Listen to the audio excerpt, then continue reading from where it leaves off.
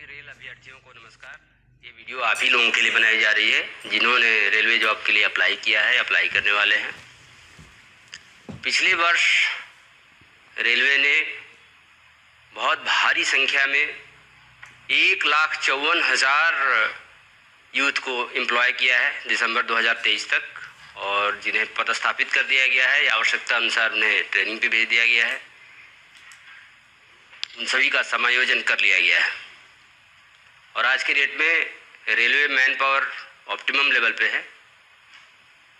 लेकिन ऐसी बात नहीं है कि और आवश्यकता नहीं है। जिस तरह से रेल का रैपिड ग्रोथ हो रहा है, जिस तरह से क्वांटम ग्रोथ हुआ है, जिस तरह से एक्सपेंशन हो रहा है, और चूँकि एक ये स्टाफ सेंट्रिक ऑर्गेनाइजेशन है तो इसमें स्टाफ की ज़रूरत होती है और हर वर्ष उसी पैमाने पे लोग रिटायर भी करते हैं। इसलिए हर वर्ष हर कैटेगरी में, ख़ासतौर से सेफ्टी कैटेगरी में, तो उसमें तो हम वैकेंसी अफोर्ड ही नहीं कर सकते, तो उनको भरना ही होता है। अभी सभी अभ्यर्थियों के हित में ये निर्णय लिया गया है कि अब कैलेंडर बना के हर साल वैकेंसीज़ को हम लोग नोटिफाई करेंगे। हर वर्ष नियुक्ति की प्रक्रिया जारी रखेंगे बिना गैप के। जैसी जैसी वैकेंसी होगी, depending on vacancies and requirement of course, तो उसके हिसाब से हम रिक्रूटमेंट करेंगे। ऐसे ही अभी जनवरी के महीने में एएलपी का नोटिफिकेशन हुआ जिसमें 5,696 वैकेंसीज़ के लिए नोटिफिकेशन निकला है। और जो जनवरी में नोटिफिकेशन हुआ है उसमें हमारा लक्ष्य है कि दिसंबर तक उस पूरे प्रोसेस को कंप्लीट कर लें और दिसंबर में हम एएलपी का 5,696 लोगों का पैनल दे दें। और जैसे ही पैनल वो समाप्त हो, चूँकि ये वैकेंसी एराइज होती जाती है, तो अगले वर्ष के लिए भी हम कैलेंडर जारी कर दें। इतना ही नहीं, जैसा कि स्टूडेंट्स का भी, जो हमारे यूथ है, उनका डिमांड था कि और भी वैकेंसीज कब आ रही हैं, कब आएंगी, तो उसको भी ध्यान में रखते हुए रेल मंत्रालय ने अभी हम लोगों ने इसको नोटिस में भी दे दिया है कि टेक्नीशियन कैटेगरीज में जिसमें 9,000 वैकेंसीज हैं, ऑलमोस्ट अनुमानित वैकेंसीज हैं, उसके लिए भी हम लोगों ने एक टेंटेटिव कैलेंडर दे दिया है कि 9,000 वैकेंसीज को फरवरी के महीने में 2024 में नोटिफाई करेंगे और एक साल में, यानी कि अगले साल फरवरी तक इसको कंप्लीट कर लेंगे। कंप्लीट करने के बाद एक नेक्स्ट साइकिल में हम नोटिफाई करेंगे, ताकि पूरे रिक्रूटमेंट प्रोसेस को टाइम बाउंड मैनर में हम इसको कंप्लीट कर पाएँ, संपन्न कर पाएँ। इसके अलावा रेल मंत्रालय ने एक बहुत बड़ा कदम उठाया है एज रिलैक्सेशन दे करके। कोविड के टाइम में, जैसा कि आप जानते हैं, 2-3 साल तक परीक्षाएं करना संभव नहीं हो सकी थी। बहुत सारे कैंडिडेट्स ओवर एज हो गए थे, तो उनको सम्मिलित करने के लिए, उनको भी अवसर प्रदान करने के लिए रेल मंत्रालय ने 3 साल का, 1 साल नहीं, 2 साल नहीं, 3 साल का एज रिलैक्सेशन दिया है, जो कि जिससे हमारे कैंडिडेट्स जो वंचित रह गए थे, जो चूक गए थे एग्ज़ाम देने से, पाएंगे, अपीयर हो पाएंगे आगामी होने वाले एग्ज़ाम्स में। तो एक बड़ा उनके लिए भी अवसर होगा।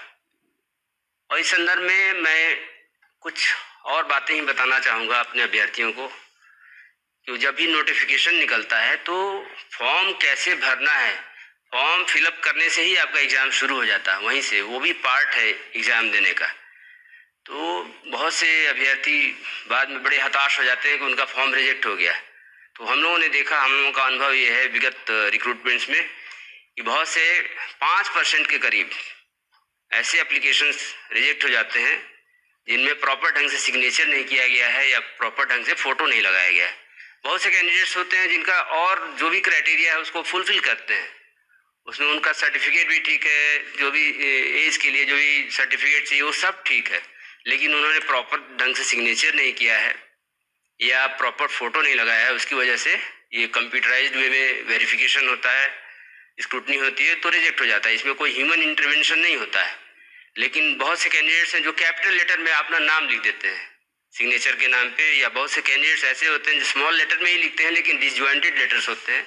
तो ऐसे सिग्नेचर एक्सेप्टेबल नहीं है, क्योंकि सिग्नेचर करना है जो इंस्ट्रक्शन है उसके हिसाब से रनिंग राइटिंग में करना है। ऐसे ही फोटोग्राफ्स, बहुत सारे फोटोग्राफ्स होते हैं जिनका रिजोल्यूशन सही नहीं होता। रिजोल्यूशन सही होना चाहिए, ख़राब रिजोल्यूशन होने पे, स्पष्ट नहीं होने पे वो रिजेक्ट हो जाएंगे। ऐसे ही बहुत से कैंडिडेट्स होते हैं जो फुल बॉडी का अपना फोटोग्राफ दे देते हैं, या बहुत से ऐसे कैंडिडेट होते हैं, अभ्यर्थी होते हैं जो सेल्फी दे देते हैं, और ऐसे भी कैंडिडेट्स होते हैं जो ग्रुप में फोटोग्राफ्स दे देते हैं। वेरीफाई करना बड़ा मुश्किल होता है, और जैसा कि आप जानते हैं आइडेंटिटी और जेन्युइनिटी सबसे इम्पोर्टेंट पार्ट है किसी भी रिक्रूटमेंट प्रोसेस का।